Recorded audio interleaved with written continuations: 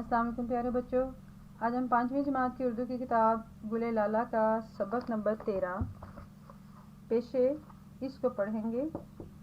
اس کے کچھ نئے الفاظ ہیں: ایجاد، اوزار، تن، ہنر، طے شدہ، وردی۔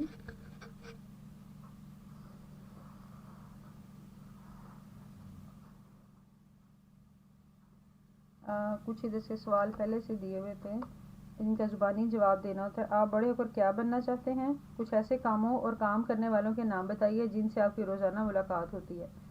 یہ بڑے ہو کر کیا بننا چاہتے ہیں، یہ تو ہر بچہ اپنے حساب سے جواب دے گا وہ کیا بننا چاہتا ہے۔ کچھ ایسے کام مطلب ڈرائیور سے ہماری روز ملاقات ہوتی ہے، کچھ چوکیدار ہوتے ہیں اسکول کے، کچھ ٹیچرز ہوتے ہیں، کچھ ڈاکٹرز ہوتے ہیں۔ ڈاکٹرز کم ہوتی ہے لیکن باقی لوگوں سے ہماری روز ملاقات ہوتی ہے۔ یعنی ہمارا لیسن ہے پیشے۔ پیشے سے مراد ایسا فن یا ہنر ہے جس کو حاصل کر کے انسان اپنا روزگار زندگی یعنی زندگی گزارنے کے لیے روزی حاصل کرتے ہیں۔ کوئی بھی پیشہ اختیار کرنے کے لیے اس کی تعلیم سیکھنا، مشق اور خصوصی معلومات حاصل کرنے کی ضرورت ہوتی ہے۔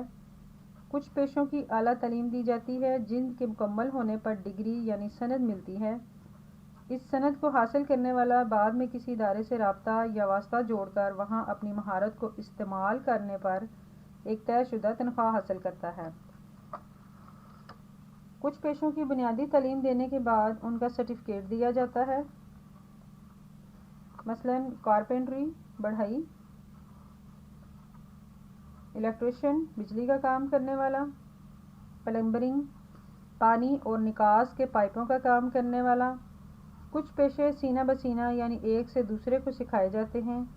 پاکستان میں نیلی نقش کاری، لکڑی پر نقش و نگار، کڑھائی، ٹرک آرٹ اس کی مثالیں ہیں۔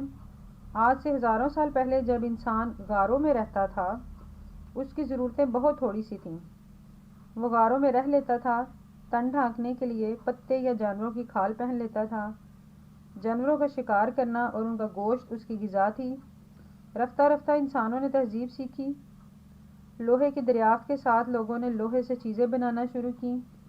جو اس ہنر میں ماہر ہو گئے وہ لوہار کہلائے۔ کلہاڑی، نیزے اور دوسری چیزوں نے انسانوں کی زندگی آسان کر دی۔ کلہاڑی سے لکڑی کاٹی جانے لگی اور لکڑی سے مختلف چیزیں بنانے والے بڑھئی کہلائے۔